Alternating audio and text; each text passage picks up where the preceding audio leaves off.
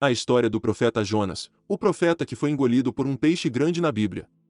A história de Jonas é uma das mais conhecidas da Bíblia e é narrada principalmente no livro do Antigo Testamento que leva seu nome.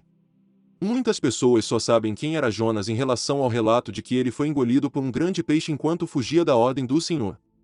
Mas neste texto saberemos tudo o que a Bíblia diz sobre quem foi este profeta. Jonas foi um profeta hebreu que viveu durante o reinado do rei de Israel, Jeroboão II, em meados do século V a.C. Jonas era filho de Amitai e vinha de Gad-Efer, uma aldeia de Zebulon, localizada perto de Nazaré.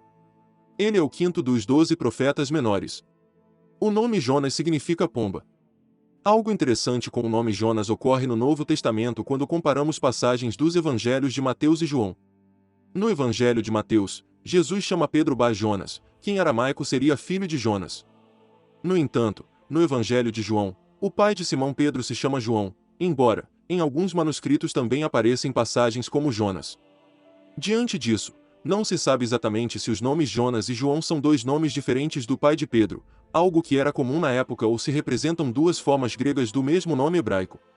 O profeta Jonas profetizou a restauração das fronteiras de Israel que Jeroboão realizou por volta de 782 a 753 a.C. A maior parte do que sabemos sobre a história de Jonas é contada no livro que leva seu nome. De acordo com o livro de Jonas, Deus ordenou ao profeta que fosse à cidade de Nínive para clamar contra ela.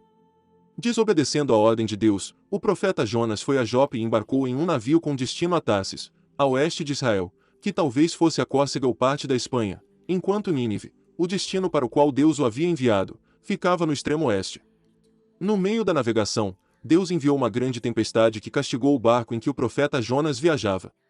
Depois que cada um dos marinheiros clamou ao seu Deus, passando por uma série de procedimentos para tentar salvar o navio, o capitão do navio encontrou o profeta Jonas dormindo no porão do navio.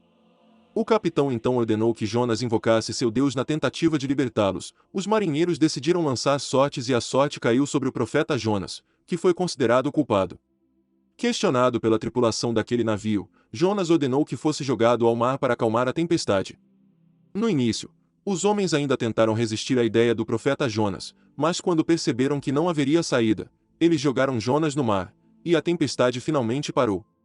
Depois de ser jogado ao mar pelos marinheiros do navio em que viajava, o profeta Jonas foi engolido por um grande peixe que o Senhor enviou. Jonas ficou 3 dias e 3 noites no ventre do peixe. Jonas então orou a Deus na forma de um cântico de ação de graças, e Deus ordenou ao peixe que vomitasse o profeta em terra firme, talvez em uma praia distante da costa síria. Muito se tem falado sobre esse grande peixe que engoliu o profeta Jonas. Alguns defendem a ideia de que foi uma baleia, enquanto outros desaprovam essa possibilidade. O termo hebraico original significa simplesmente peixe grande, e o termo grego usado na Septuaginta é um termo genérico para monstro marinho, criatura marinha ou peixe grande. Seja como for, o correto é que este episódio se refere a algo sobrenatural que aconteceu para que o propósito de Deus pudesse ser cumprido. Depois de ser vomitado pelo grande peixe, Jonas obedeceu à ordem de Deus e foi para Nínive. O profeta Jonas pregou como Deus havia ordenado, e a cidade naquele momento se arrependeu de seu pecado e foi perdoada por Deus. O fato de Deus ter salvado Nínive irritou profundamente o profeta Jonas. Muitos sugerem que o motivo da irritação de Jonas foi algum tipo de mistura de ciúme e antipatia por aqueles povos pagãos que eram inimigos de seu próprio povo. O descontentamento foi tal que o profeta Jonas pediu a Deus que tirasse sua vida. Então Deus mais uma vez ensinou uma lição a Jonas. Ele fez crescer uma planta que sombreou o profeta, deixando-o muito feliz. No dia seguinte, Deus enviou uma lagarta para atacar a planta e ela foi rapidamente destruída. Mais uma vez, o profeta Jonas ficou irado e pediu para morrer. Usando este exemplo da planta e a misericórdia demonstrada por Jonas para com ela, Deus ensinou ao profeta que era moralmente correto para ele mostrar misericórdia ao povo de Nínive. Nesse ponto, a história do profeta Jonas termina abruptamente e o Antigo Testamento não faz mais referência a ele. O profeta Jonas é citado no Novo Testamento pelo próprio Jesus, onde se refere ao período em que Jonas permaneceu no ventre do peixe e ao arrependimento da cidade de Nínive por meio de sua pregação. Essa referência à história do profeta Jonas no Novo Testamento é altamente significativa, pois reafirma que os relatos descritos no livro de Jonas são fatos literais, históricos, e não apenas uma fábula para fins nacionalistas, como sugerem alguns comentaristas céticos. Alguns estudiosos argumentam que Beroso, um sacerdote caldeu e historiador da Babilônia que viveu no século III a.C., escreveu sobre o episódio envolvendo Jonas. Beroso escreveu uma obra sobre a história da Babilônia em grego, onde em uma de suas histórias ele se refere a uma criatura que emergiu do mar para conceder sabedoria divina aos homens chamado de Oanes, seria uma espécie de homem-peixe. Os babilônios adoravam várias divindades com perfis curiosos, incluindo um deus das águas.